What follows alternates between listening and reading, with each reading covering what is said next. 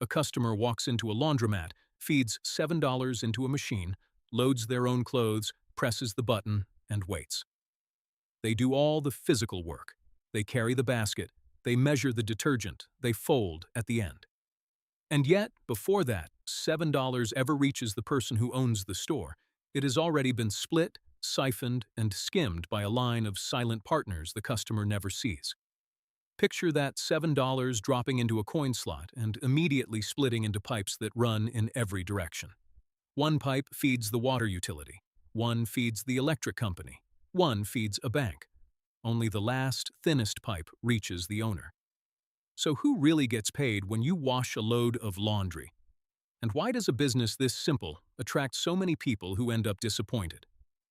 On the surface, the laundromat is one of the most seductive small businesses you can name. The pitch practically writes itself. The machines run whether you are there or not. Customers do the labor. There is no inventory to spoil, no menu to reinvent, no product that goes out of fashion. Clothes get dirty in a recession, and clothes get dirty in a boom. According to a Laundry Association estimate, there are roughly 29,500 coin laundries operating in the United States, generating nearly $5 billion in gross revenue each year. Read that as an industry association figure, not gospel, but it still describes a large and durable market. The Census Bureau put the homeownership rate in the first quarter of 2026 at 65.3%, leaving roughly a third of households renting.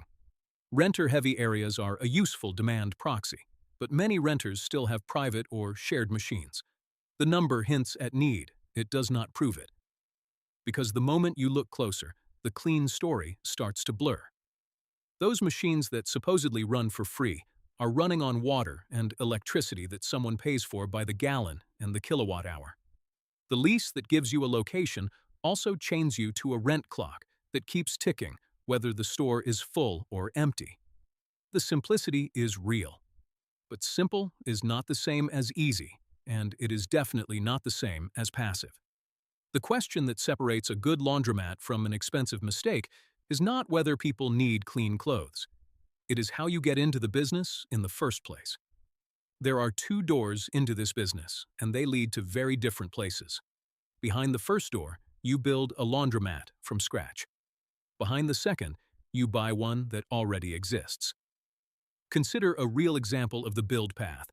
The team at Upflip documented a store of roughly 4,000 square feet, packed with 38 washers and 32 dryers, with a total investment climbing above $1 million. The owner reported base rent of $8,000 to $9,000 a month, plus triple net charges on top, and something remarkable in a typical month. Roughly 70% repeat customers. That last number matters more than the machine count, because repeat customers are the difference between a location and a habit. But notice the size of that first check.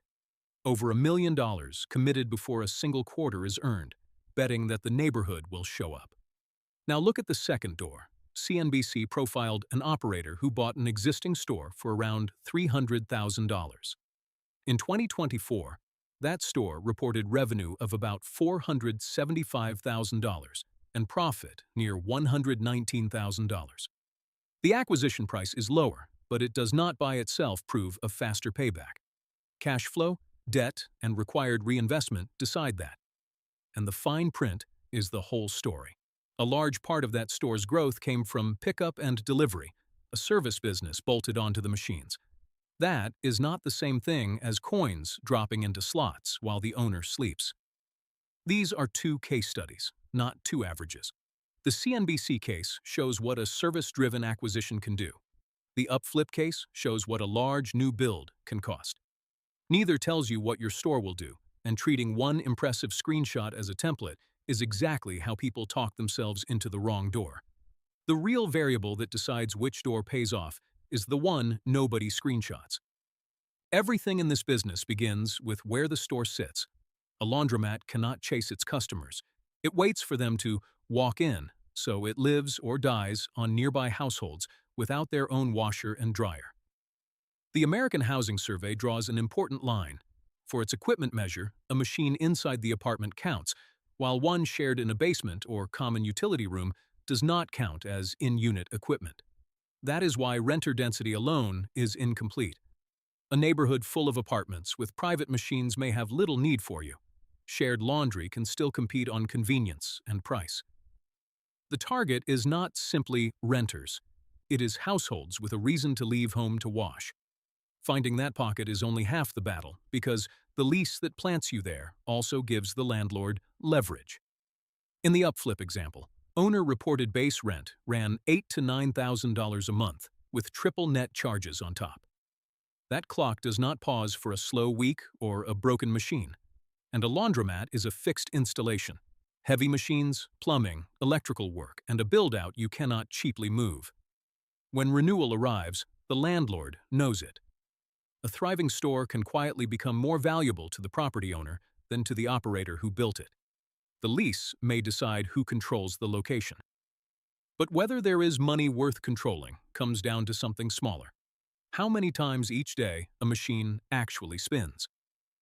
Picture a modest store, 2,400 square feet, 24 washers, and limited attendant coverage. This is an illustrative model built to teach the shape of the numbers, not a national average and not a real address. Every figure is an editorial assumption. Hold that in mind as the coins start to move. The most important dial is turns per day, one full cycle of every washer in the store. At our assumed prices and machine mix, one store-wide turn brings in a base of washer revenue, with dryer sales adding 42% on top and ancillary vending another 2%. Set the dial to 3.5 turns a day, our base case, busy but believable, and the store generates about $301,694 a year. That is the top of the waterfall. Everything else drains out of it. Follow a single visit, easier to feel than a year. In the base case, one washer visit is $9.84 of revenue. First pipe, utilities, water, sewer, gas, electricity takes 22%, $2.17, and never stops while machines run. Second pipe, payment processing, skims 25 cents. Third pipe, maintenance and replacement, sets aside 59 cents to keep equipment alive. The fourth and biggest pipe is fixed operating costs, $120,000 a year that does not care how many turns you get. Rent, attendant payroll, insurance, cleaning and supplies, and admin and marketing. Spread across visits at 3.5 turns, that is $3.91. Fixed costs are the quiet monster. They hit whether one customer walks in or 100 do. Subtract those 4 pipes, and what remains is our model EBITDA after the replacement reserve, $2.92 per visit. But that is not money in a pocket. A fifth pipe, debt service, pays the lender first, $1.37. What survives is $1.55 of pre-tax cash, before the owner is paid $1 for their own labor. Remember it, because we will ask who actually earned it. That 59-cent maintenance pipe is the one owners pretend is optional. A laundromat is a room full of high-cycle appliances doing the wettest, hottest, most abusive work an appliance can do all day. They do not heal themselves. A broken washer is not neutral. It still occupies floor space you pay rent on and counts toward capacity in a customer's eyes, but earns nothing, and worse, sends that customer to a competitor. Downtime is lost, turns you never get back, because a Saturday afternoon does not come around twice. So the real question is, who fixes it, and how fast? An owner who can swap a drain valve keeps machines earning. One who waits 3 days for a technician pays twice, in call-out and lost revenue. Then there is the slower failure, the machine that becomes expensive to run.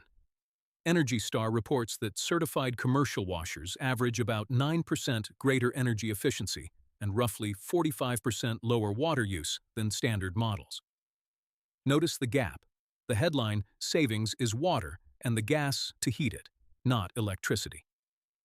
To make that concrete, one certified model, a 3.4 cubic foot commercial washer, implies about 13.6 test-weighted gallons per cycle. That is one model under a standardized test, not a promise about your store, but it anchors the intuition. Run thousands of times a year, Those gallons compound straight into the utilities pipe, which is why a national average cannot settle the local case. Water and sewer rates vary enormously from town to town. The utility bill that matters is the one from the actual store. When someone shows you a revenue screenshot, ask to see 12 months of real statements.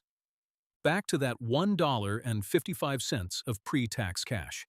Here is where the passive income story falls apart. The pitch says, buy the machines, collect the coins, sip a drink on a beach. But walk into any self-service laundromat at closing. Someone wiped the tables, mopped the floor, unlocked the door, and answered the phone when a card got eaten. That someone is almost always the owner, especially early on. Even an unattended store is not unmanned. It is monitored, cleaned, restocked, and rescued by a human. If that human is you, you are receiving wages you forgot to charge yourself for. If it is not, you pay an attendant, whose pay lives inside that $120,000 fixed cost pipe. So how do we price the owner's hours honestly?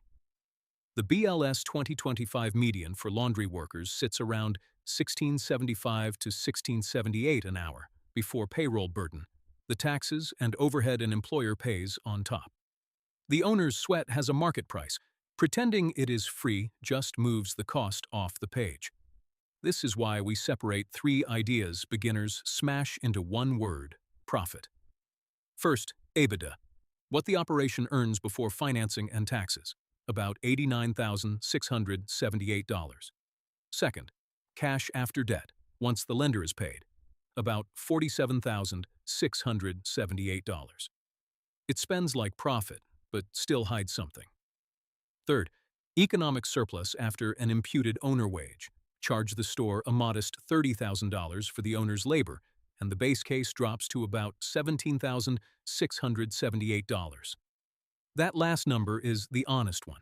It asks whether the business created surplus, or just bought you a job with extra steps. Here is the twist that reconciles everything, because so far I have described only one of 3 businesses hiding behind a single laundromat sign. Picture 3 conveyor belts running side by side. The first belt is self-service. The customer hauls the basket, feeds the machine, folds the shirts. The store sells access to equipment and utilities. This is the low-labor, machine-driven business our whole model describes. Its ceiling is turns per day, and its enemy is downtime. The second belt is wash, dry, fold. The customer drops a bag. Staff weigh, wash, dry, and fold it. This is a labor service that happens to use the same machines. It commands a far higher price per pound, but every dollar chases a wage on the fold table. Revenue climbs, and payroll climbs right alongside it. The third belt is pickup and delivery, which adds logistics: a route, a vehicle, an app, a driver. The customer never enters the store. It grows revenue fastest of the 3 and eats margin fastest, too. This is the key to reading impressive revenue screenshots. Consider the CNBC case. An existing store bought for about $300,000, reporting roughly $475,000 in 2024 revenue and about $119,000 in profit, with pickup and delivery a major part of the growth story. That top line looks nothing like our self-service model, and now you know why. Much of that revenue is not coins from machines. It is service revenue earned by people carrying, washing, folding, and driving. So the honest way to read any laundromat is to unbundle it. Split the machine revenue, where turns and utilities rule, from the service revenue, where wages and routes rule.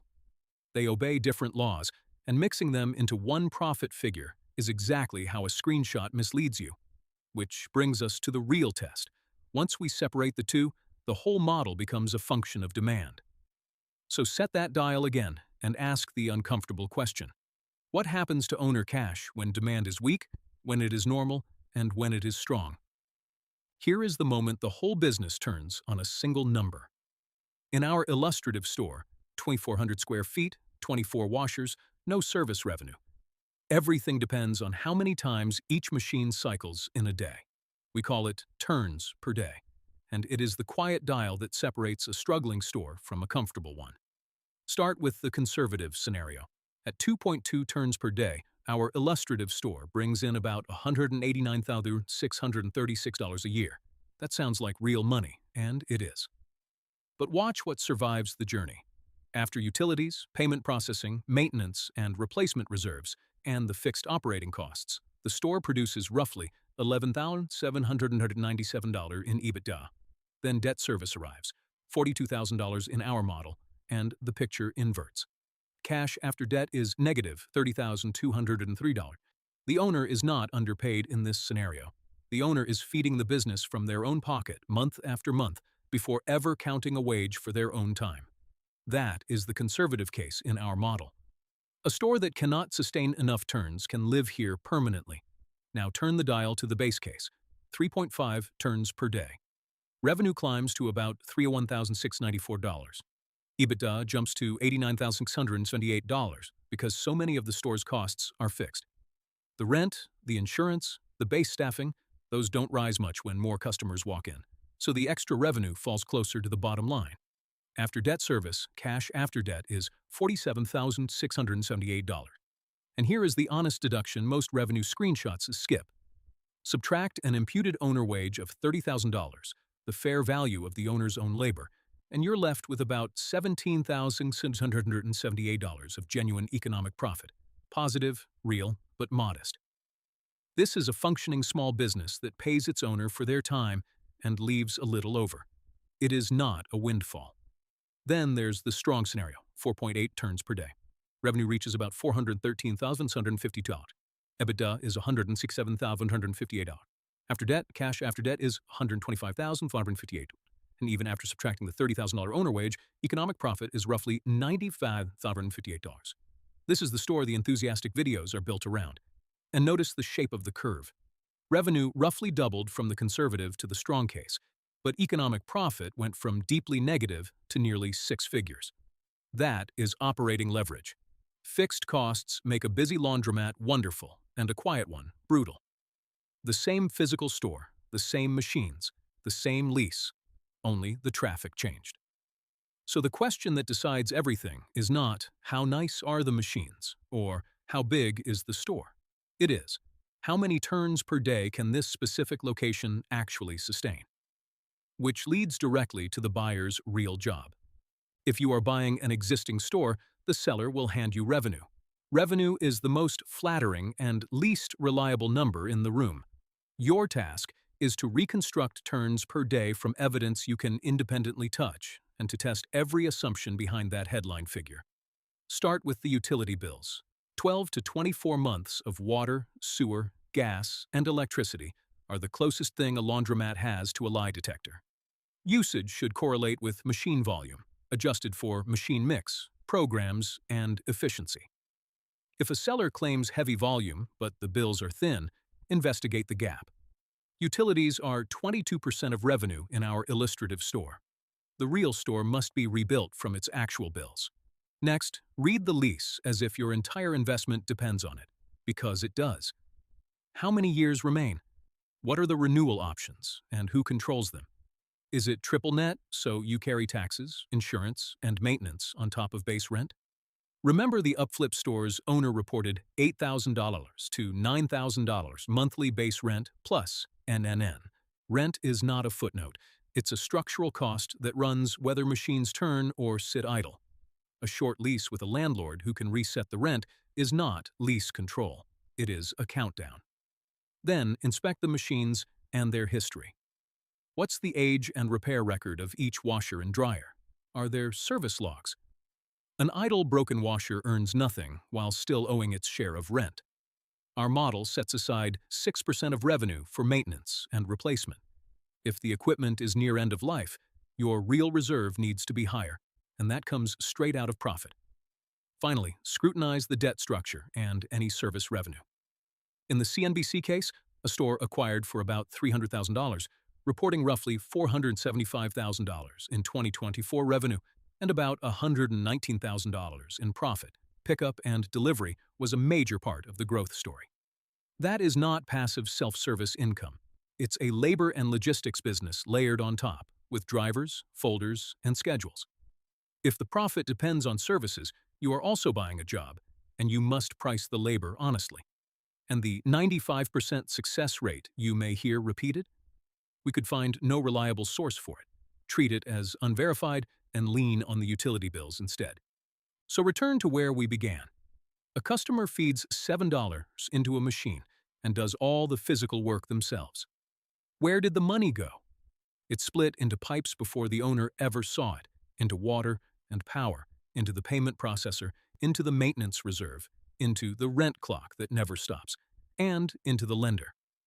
In our base case, a single washer visit worth $984 in total customer revenue leaves just $155 of pre-tax cash before the owner is paid for their own time. That is the whole answer. A laundromat can be genuinely attractive, but only when four things align. Local demand, high enough to push turns per day into the base, or strong range. Lease control that protects you from rent shocks. Machine reliability that keeps every unit earning. And a debt structure light enough that cash survives after servicing it. When those four line up, the operating leverage works in your favor, and the economics are real. When they don't, the buyer hasn't bought passive income. They've bought an expensive job, one that pays them last, after the pipes, the processor, the landlord, and the bank have each taken their cut of that original $7.